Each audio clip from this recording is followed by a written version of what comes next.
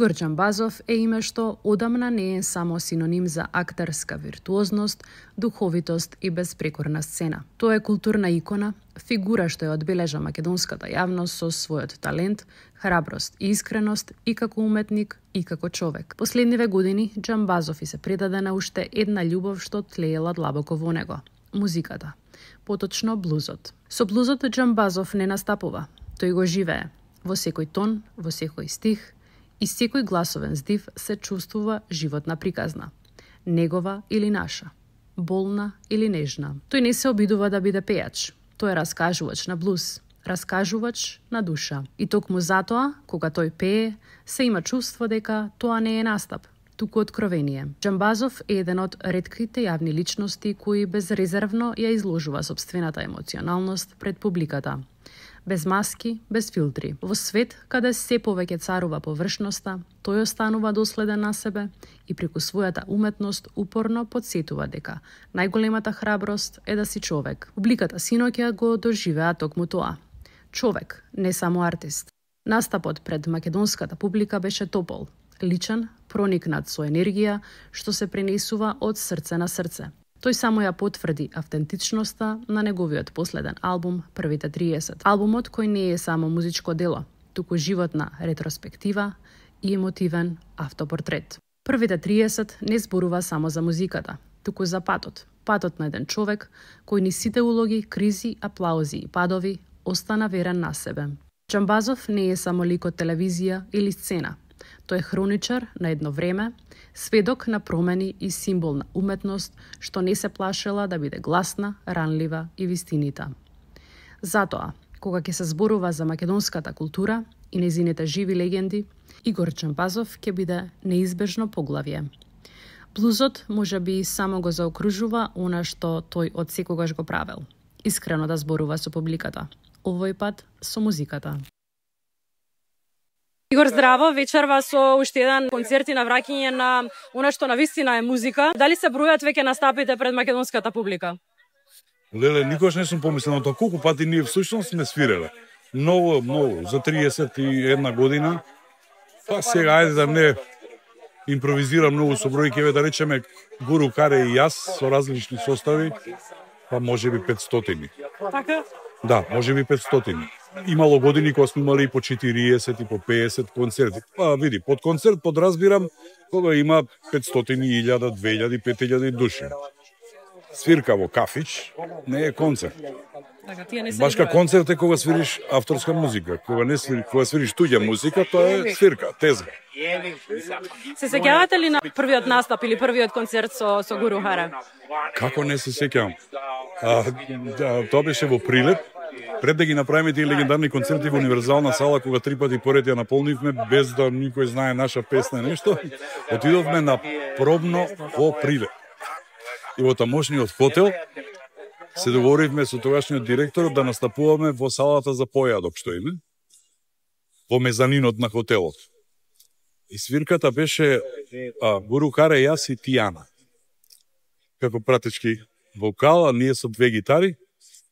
И дојдоа прилепчани на матине журка од 12 на пладне и ние им свиревме блуз во хотелот. Они се облекле во матурските фустанчиња на љубави што има. Тоа не е оти многу разбра што свириме ние, но нас ни требаше потврда дека не бива. Дека на пример не бива уште, ни ние не верувавме толку многу во тоа. Ова е 97 година. Значи одамна. Многу одамна. Така. Го прашав и Гуру Харе, ќе те прашам и тебе. Кој е тој што ги држи конците за да е веќе 30 години обстојувате на сцената, да креирате и да музицирате сиве овие години? Па нема шеф во фирмата. Кај нас ние работиме по стариот систем од бившата држава, самоуправување. Ние самоуправуваме самите со себе и со нашиот бенд. Не сме имале шефови. Во главном сме биле Гуру Харе и јас. Јас на една страна како изведувач, како актер, шоумен, не знам што, музичар, а тој од другата страна со својот бенд. Се неговиот бенд не претрпел многу измени, но за овие 30 и кусур години продефилира многу музичари. Можеби сме свиреле со повеќе од 30 музичари кои сега има своји бендови и така натаму. Барем по неколку концерти имаат свирено со нас. Да, Гуру Харе е шеф на бендот.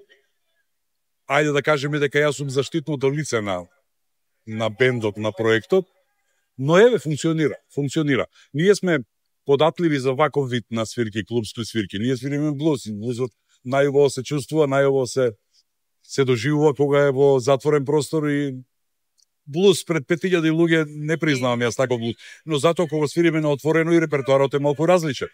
Ќе отсвириме 1, 2, 3 блуза во чест на тоа што сме блуз бенд 30 години, но тогаш свириме повеќе кавери, обработки мои на познати светски хитови и свириме некои фанки работи што ги имаме, речеме време за плачење, денеска свириме во фанки ритам. Се да имам барем врска малку со блузот, пошто од блузот се произлезени сите други музики на овој свет, почнувајќи од фанкито, регето и така. Така. А како настана релацијата помеѓу Игор Џамбазов и блузот? Па, со тоа е виновен Гуру Харе. Јас тогаш, во време кога тие настапуваа со Банкот Блуз Бенд, јас настапував сам со мојата гитара и свирев ексију музика. Во тоа време најпопуларните хитови, нели, на Чорба Бајага, Дугме, Екаве и така натаму, они свиреа стандарди, блуз стандарди познати светски и свиреме на слични места. Понекогаш се случуваше да свириме на 30 метри. Јас свирам во едниот кафеч, тие свират во кафечото спротива. Кој прв заврши, оди кај овој другиот. Па му влегува во програмата и така натаму. И од таа дружба произлезе дека јас сосема имав утнато музиката со која се занимавам. Јас тогаш почнав да се појавам на Макфест, време за плачење, па со Тања, Лидија и Џони Апелгрен. То и како да заглибив малку во тие поп води, а јас никогаш не сум бил поп фраер, јас сум бил рокер од дете, плюс што сум романтичен и приватно и во моите текстови, и во мојата музика. И така некако Гуру Харе ми објасни дека човек што пишува такви текстови, што ги доживеал, моите текстови повеќе од половината се based on a true story. Дали мене што би се случило и на овој народ, кутара што му се случиле. Така, одговор на прашањето нема шефови, само управување. Така. Мислам, вие сте едни од ретките, ако не единствени во моментов, кои што нели го држат блузот во живот во ова време. Колку е тешко да се обстои со доколку нели се свири и креира блуз во денешно време? Па ја не знам дека освен нас некој создава македонски блузови оригинални. Постои само еден бенд во Македонија кој го прави тоа и тоа е можеби првиот професионален блуз бенд во Македонија. Се вика Crossroads Blues Band од Прилеп. Да, и не знам, можеби сега од помладава генерација јас не ме личи на години да одам по клубови, но ми кажува дека има нови бендови, млади луѓе кои ја засакале блуз музиката и баш добро свиреле. И еве, чекам да чујам некој од нив. Значи, тоа што луѓето пред 30 години не веруваат дека може да се напише добар македонски блуз, јас ги демонтирав 1000 пати. И за мене вистинско задоволство е кога ќе видам деца од 16, 18, 20 години кои ги пеат блузовите кои се тажни и тешки, но па и животов не е лесен да му се не види сега. Сега тоа нив им пречи тоа што блузот кој доаѓа од полињата со памук во јужните држави американски, има врска со нас, има. Овој народ е напатен исто колку и тие што ја започнале блуз музиката по памуковите полиња.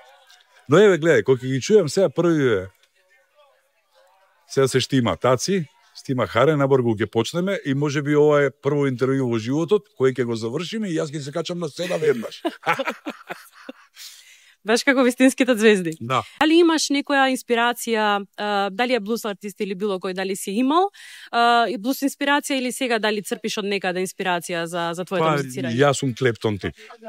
Значи, Клептон е човекот кој ја доведе таа музика до совршенство, избегнувајќи ги при тоа стандардите, блуз стандардите, воведувајќи една своја линија, една нитка посебна, го направи блузот многу по комерцијален, не убав збор за блузот, многу поприемчив на обичната публика. Еве, дури и вие, вашата генерација, знаете сигурно 10 песни од Клептон. Од Лейла, па не знам, до Change the World и така натаму. Па, инспирација, поготово овде, во оваа држава, за да напишеш блуз на секој чека.